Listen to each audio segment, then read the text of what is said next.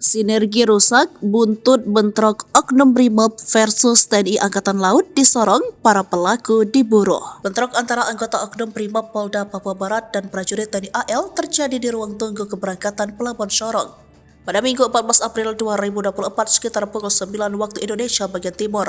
Meski situasi diklaim sudah tenang dan damai, namun pihak berwenang tetap akan mengusut peristiwa ini, termasuk mencari tahu siapa saja oknum yang dinilai harus bertanggung jawab akan terjadinya bentrok. Seorang panglima bahkan turun tangan untuk menindaklanjuti terjadinya bentrok ini. 5 orang dikabarkan luka akibat kejadian ini. Panglima Komando Armada 3 Laksda Hersan memastikan akan ada tindakan tegas kepada para pelaku. Mengutip Kompas.com, Laksda Hersan juga berharap rekan-rekan yang masih di rumah sakit segera diberikan kesembuhan. Ia juga menyayangkan insiden bentrokan itu.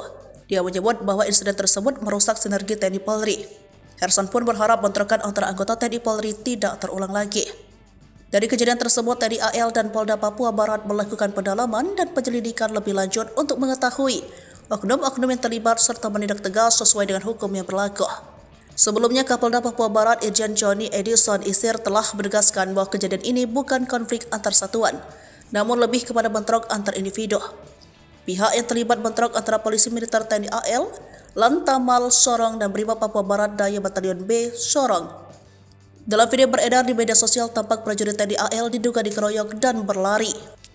2 prajurit TNI AL dilaporkan mengalami luka akibat bentrokan tersebut. Kejadian ini juga merusak 2 pos pengaman ketupat, pos KP3 Laut dan 1 pos Lantas Drive-Thru.